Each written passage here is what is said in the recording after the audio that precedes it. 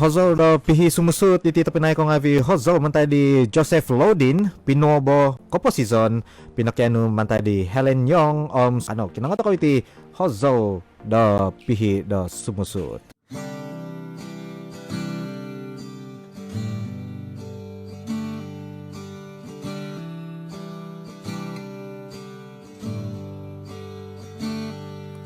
Soy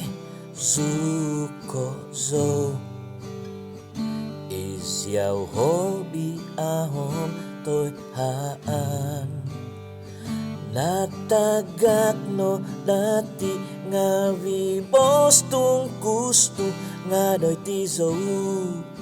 Domog yung biyaw Igitay zo Tamangay zo tadaw om sodop Auzo mimang insut mantan Dumbangan nu tomoy morida Kokito yaw Onway so titiw song yandoy ko tubangan Onway so lahan song yandoy kompubangan Obyay so pinobo Doko posisyon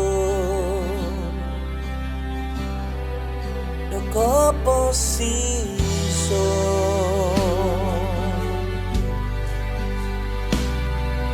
Soy suko zo Isiaw hobi ahom noy haan Auzo mo ginipi tu awi ko somo titintong zoda Dobo osnu Onway so titiw song yandoy ko tubangan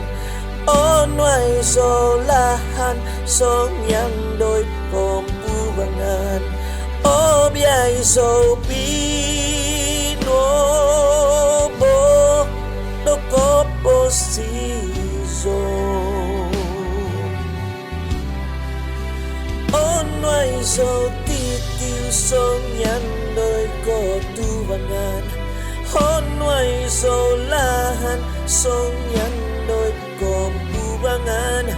Obyay so pinobo Doko posisyon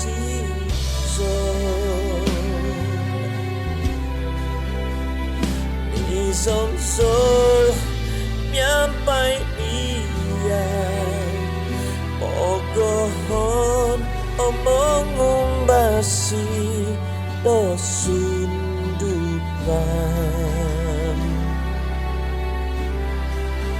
Onway so titiw song yandot ko tubangan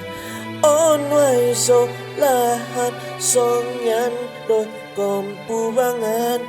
Obyay so pinobo Doko posisyon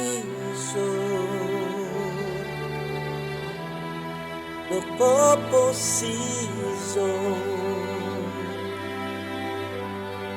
Doko posisyon Doko posisyon Doko posisyon